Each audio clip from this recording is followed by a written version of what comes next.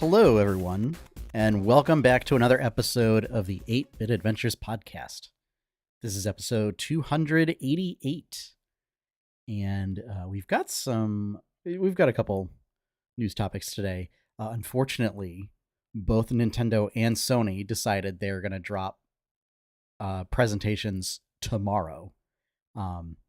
So I may do a video, sort of a reaction video for the Direct. I've never done one of those before, so maybe we'll do a sort of live reaction of that, and I'll post it maybe, and some of my thoughts and analysis.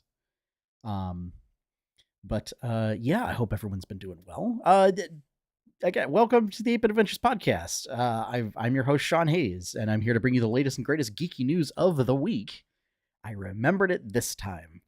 Albeit a little late, but yeah. So some interesting stuff. A big Lorcana announcement. And I've got some fancy graphics for those that are watching the video version of this podcast. And yeah, just some gaming news and stuff. I apologize for not having podcasts out the past 2 weeks. I have been dealing with mono.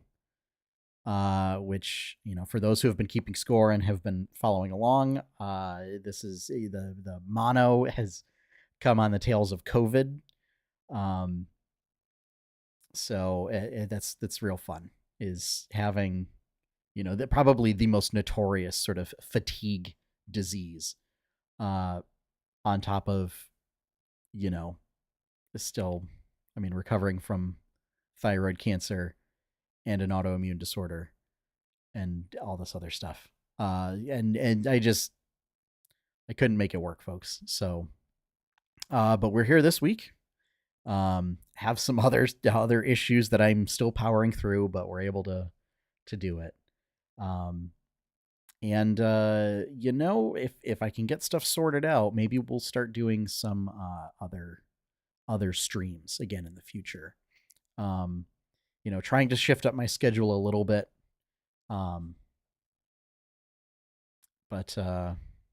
Yeah, because it'd be fun to do that. And unfortunately, until I get a lot of the health problems fixed for those who were longtime fans of the comic, that kind of led to the creation of 8-Bit Adventures. I just haven't been able to do anything artistically. So, I can't make it work. But however, folks don't tune in to hear me whine about my health problems. You tune in for gaming news. So that's what we're going to talk about. And we've got some fun stuff. So why don't we get right into it?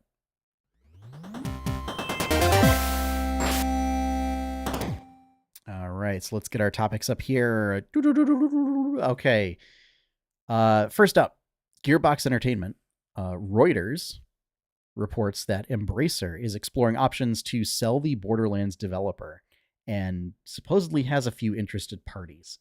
Both The Verge and Polygon sort of add on to this report that the deal is likely to help Embracer stabilize after going on a spending spree to just acquire all sorts of studios, including, I believe, I can't remember if it was Eidos or Crystal Dynamics.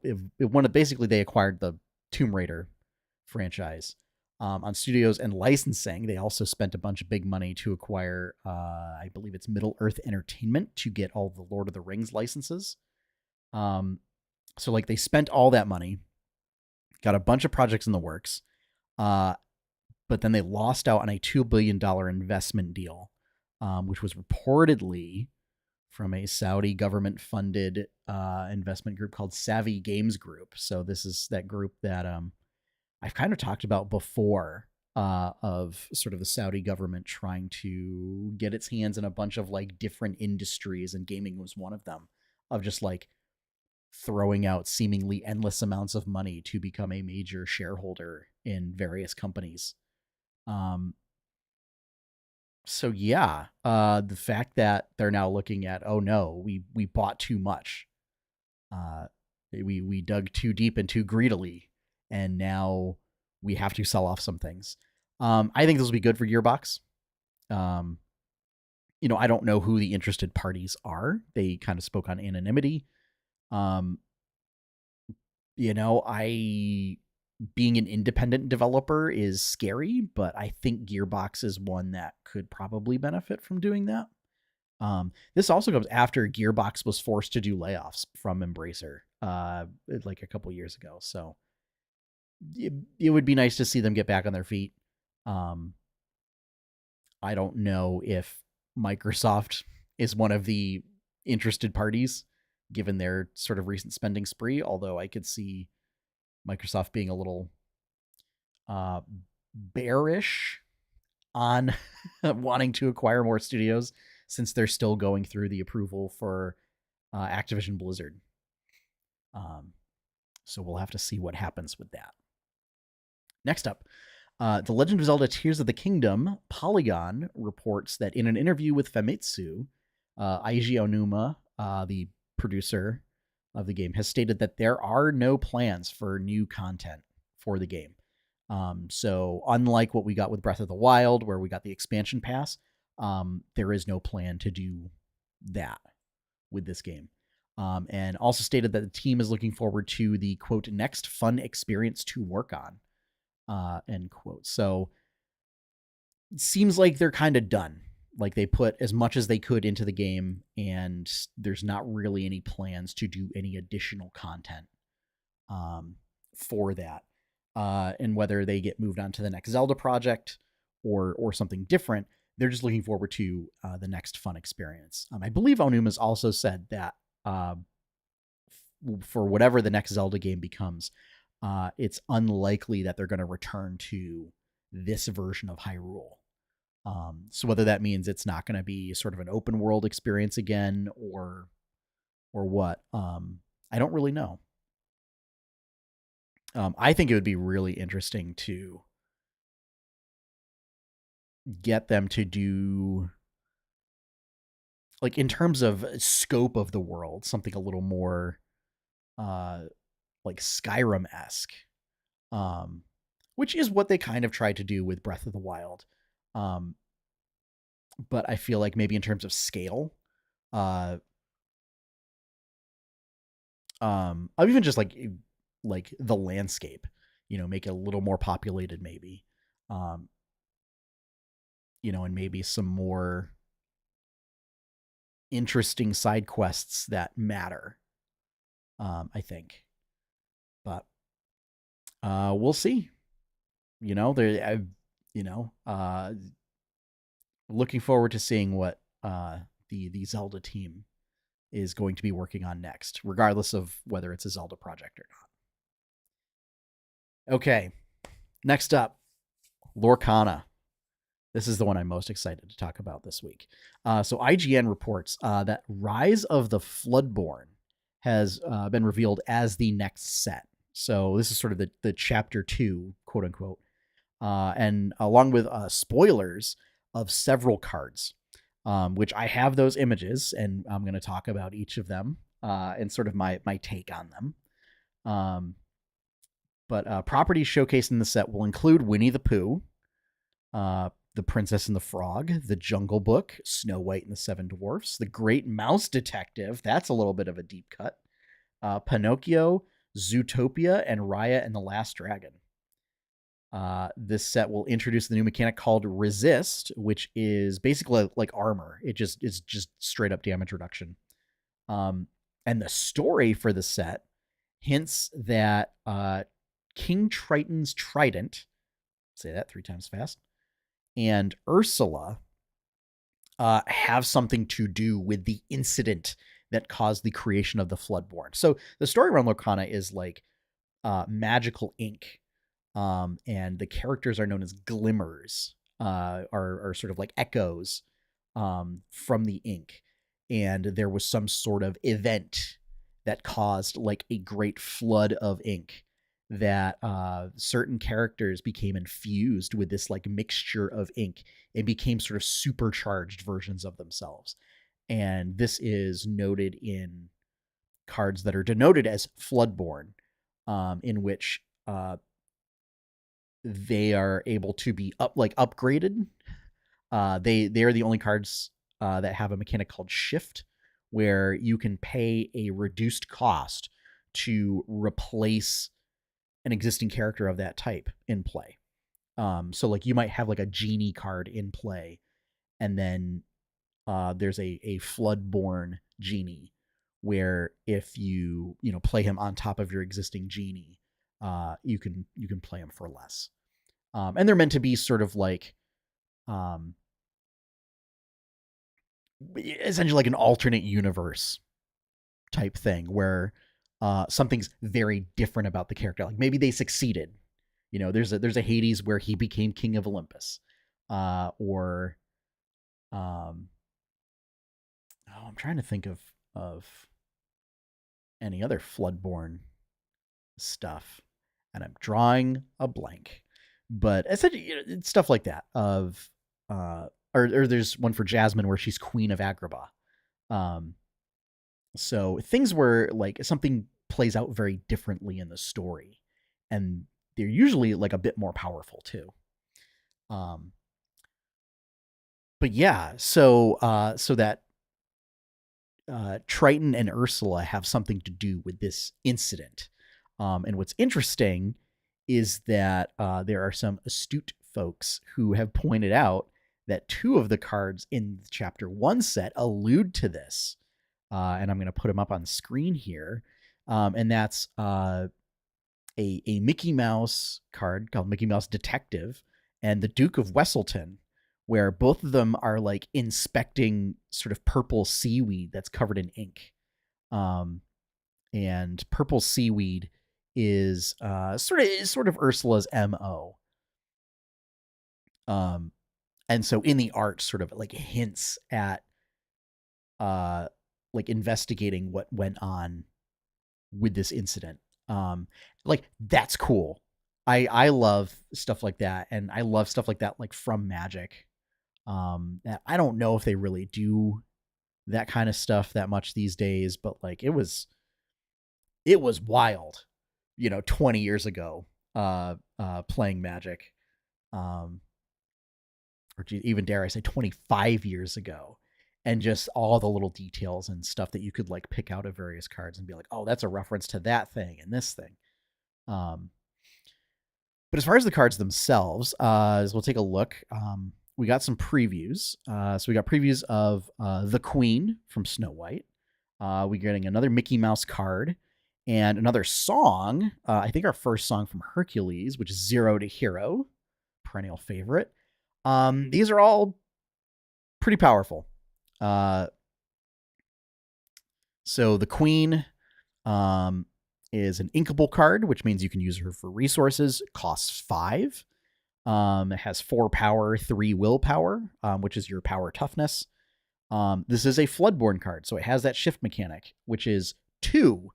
So if you have the Queen in play, you could, instead of paying 5, pay 2 to put her into play, and you play her on top of an existing Queen character.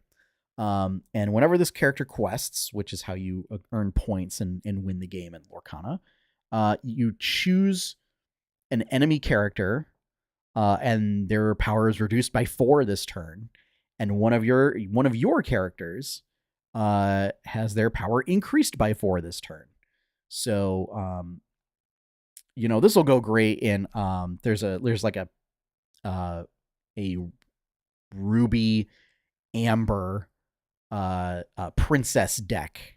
I think that this will go pretty well in, that is focused on sort of being aggressive in attacking your opponent's characters. So I could see this being a great card for that. And when the Queen quests, she gets 2 points. So that's pretty decent. 0 to Hero is a cheap song to play. It costs 2. And because it's a song, you can play it for free if you have a character that costs 2 or more. And it basically, you count the number of characters you have in play, and you reduce the cost of your next character that you play this turn by that amount. This is pretty good. Amber in particular is a go wide color. And so this just plays right into just flooding the board with more and more characters. And then this you could flood the board with all your cheapies and then play this song and then just like drop a big bomb card. And then Mickey, Mickey's an inkable card. It costs 6, 1 power, 6 willpower. And whenever he quests, and he quests for 3 points, so that's really good. You pay 3 less for the next character you play this turn. So again, really establishing that go wide strategy for Amber, I think is going to play a big part in really reinforcing that strategy. Oh my goodness. And we're already, wow. It's already been like 20 minutes. So we'll try and make this quick. For Amethyst, we've got Winnie the Pooh. Winnie the Pooh is just a vanilla card, but it's great. He is sort of a honey wizard, so the art in particular is amazing. I would say if you're an audio listener, go check it out. It's like a very beautifully illustrated, like Pooh Bear with like a big wizard robe, and his staff is a like a honey dipper, and he's like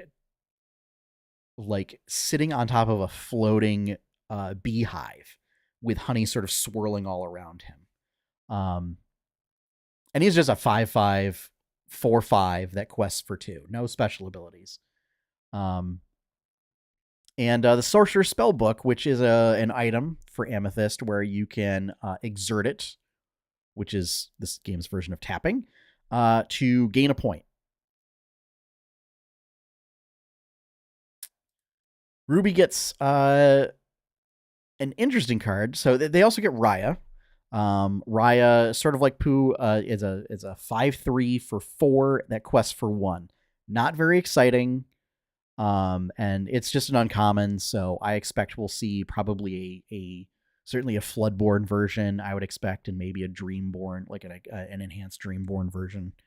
But Dinner Bell, which is from Great Mouse Detective. So it's an item that you can exert it and pay 2, and you pick one of your characters and you draw cards equal to the damage on them. And then you send them to your discard pile. You banish them. This is super interesting, and I've been waiting to see if they're going to do card draw for all of the colors that has sort of an interesting twist on it, like they do for Magic, where green now has card draw that is based on your creatures, and like white sort of gets card draw that is symmetrical with opponents. And like red doesn't get card draw, but it's you like reveal cards from the top of your deck and you get to play them this turn, but if you don't, they're like just removed from the game. So I think interesting things like that they're doing in Magic then transport over here. So like red or ruby in Lorcana is basically about like taking your characters and running them into opposing characters to sort of control the board. And so having card draw based on that, I think is really interesting. Amber kind of has some card draw in like having cheapy creatures out or healing. Purple just has straight up card draw. Blue has sort of weird card draw, and it's like you look at like the top 2 like the top several cards of your deck, and then like you pick one and you put the rest on the bottom. And steel is just looting. Like there is no like straight up card draw. It's just straight looting the entire time, which I think is fun.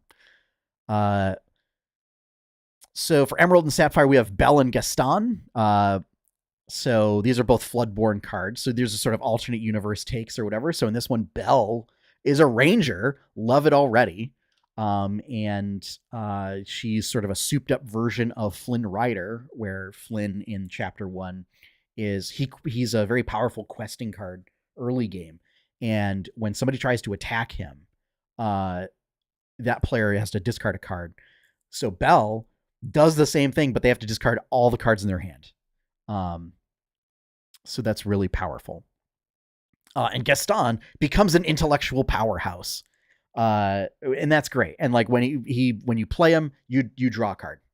And then he also quests for a lot. So I'm super excited. I love both these cards. I think they're fantastic. Like Gaston having card draw is just awesome. I'm waiting to see if they have other Gastons, because right now there's only one, and he's in Ruby. And it does not mesh well. He's like he can't quest. Like he can't score you points. All he does is you just run him into enemy characters. And then for Steel, we've got Cinderella and Tiana. So Cinderella is a Floodborn where she becomes a knight. And she has the ability of whenever you play a song, which is a type of action card, this character may challenge ready characters this turn. So normally, if a character is ready or untapped, if you will, like they can't be attacked. So this is like really honing in on a sort of there's currently an archetype called Steel Song where you play Steel and it's usually Amber, and you play a lot of songs and like get some sort of synergy with your princesses and everything. This sort of reinforces that and has resist +2. So damage dealt to this character is reduced by 2. So this means she just ignores a lot of cheapy, like low cost characters. Tiana also has resist +2. And while this character is exerted and you have no cards in hand, which happens a lot with Steel, opponents can't play actions. So fantastic tech against sort of Emerald and Ruby that really go for a lot of like action playing. But even like it can also prevent your opponents from playing songs. And ever ubiquitous like card draw effects that like Amethyst has. So for those who are not familiar with Lorcana, probably just went completely over your heads, but I hope just a little preview shows like some of what is coming. So I'm very excited. I'm fortunate enough where I was able to get enough cards. So I was able to complete a set of chapter 1. And then like also have enough other cards to build a bunch of decks. So very fortunate. There's a lot of folks who are not in that position at all. My hope is chapter 2, they definitely have more or places like put sort of purchasing limits in play to kind of counteract a lot of the complaints. Because it seems like a lot of places are trying to instead inflate the prices on things. And like while that is a version of sort of demand control, it's not the greatest one. Our local game store, Mana Crypt, they put in purchase limits for things. You can only get standard decks if it's during a play event, and you can only get 1. You can only get 10 booster packs, per day, and only 20 per household per day, so that you can't, like if you have kids that are old enough, you can't have like, you and your 3 kids go in and buy 40 packs and just wipe out the store. And stuff was clipped, in an effort to curb folks who are looking at just reselling things. Or buying packs and then immediately turning around and reselling them for a jacked up price. So to encourage folks to open packs to then play. So my hope is more places do that kind of stuff. And that is arriving in either October or November. I think hang on. I'm going to check. Hold on.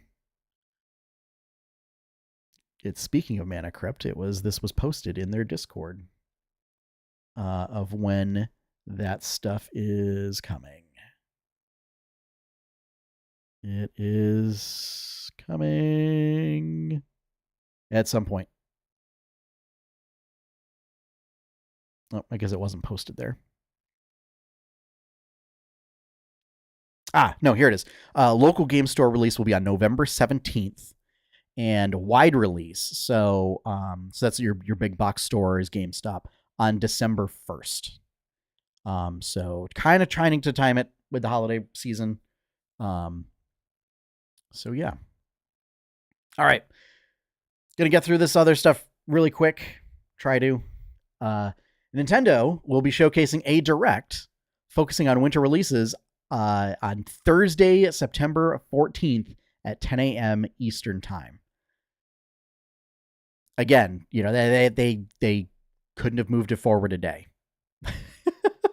Similarly, Sony will also be showcasing a state of play focusing on third-party and indie titles September 14th at 5 p.m. Eastern Time. That's just sort of going with the meme of Sony's just going to copy whatever Nintendo does, but also do it like later. So, I may check out both. I will definitely, try and do a reaction video for the direct. I may not do it for the state of play, but be interesting. I think it would be interesting for me being a little bit of a Nintendo fanboy. But to see my thought, a little bit measured at this point because I'm old and tired. But just thoughts and analysis in real time. So, next up, The Sims 5. IGN reports that The Sims 5 will be free to download, according to EA. The game will apparently coexist alongside The Sims 4. It's, for whatever reason, not going to replace it. I think we'll see how well EA sticks to that. And will include both free updates for things that they deem are, like kind of basic and core enough that all players should benefit from it, as well as DLC packs, like purchasable packs, and expansions and stuff for, things that they feel like build upon that and they want you to pay for. This should surprise no one. The title is still in early development. Now, perhaps the second biggest or the biggest news of the past week, reported by IGN and Polygon, Unity revealed a new pricing structure that it's sort of being dubbed the Unity runtime fee. Unity's fee structure. Sorry, reading my notes, and like I wrote that one first, like early this morning, and I was like half asleep. So their original plan that they announced was to charge developers a flat fee every time a game made with Unity is installed after reaching a certain threshold, as opposed to a rev share model used by Unreal Engine. So Unreal Engine is 5% of your sales after you make $1 million in sales, I believe. So I say original fee structure because they have since walked back several points after just universal complaints from the development community. So the lowest tier, Unity Personal or Unity Plus, would require a 20-cent fee for every install after reaching $200,000 in revenue over the past 12 months and 200,000 life-to-date installs. So, and then Unity confirmed in an interview with Axios that deleting and reinstalling a title counts as a separate install.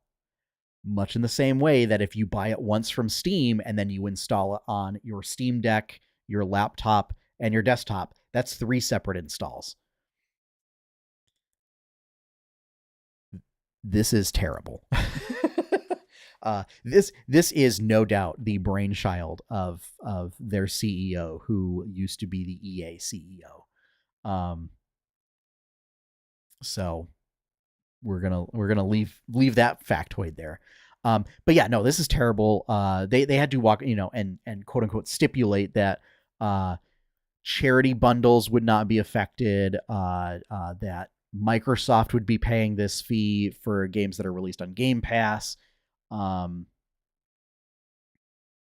like, if you release a demo, as long as the demo is not the full game, then it would not trip this or whatever. But it's using some sort of security thing in Unity that detects like when it's installed. So it's the fact that like if you uninstall something from your machine and then reinstall it later, and let's say you do that a couple times because like you have limited hard drive space, each of those installs, it's installs, not sales, each of those installations would cost the original developer 20 cents. Now, some developers have pointed out if you make a free-to-play game, that your goal is to, you release it free to play and then you survive on, let's say you do an ethical Path of Exile model where it's all cosmetics and stuff, and maybe some quality of life features, but the game itself, it's free, and then it's actually like cosmetics and stuff like that. And I think one developer pointed out, like, you do a game like this, you get 3 million downloads, and you make the 200,000 in revenue. You are now going to get charged that 20 cents for 2.8 million installs.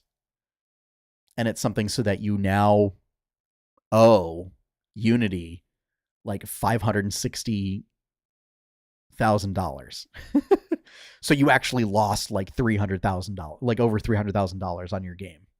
That got 3 million installs and, made you money.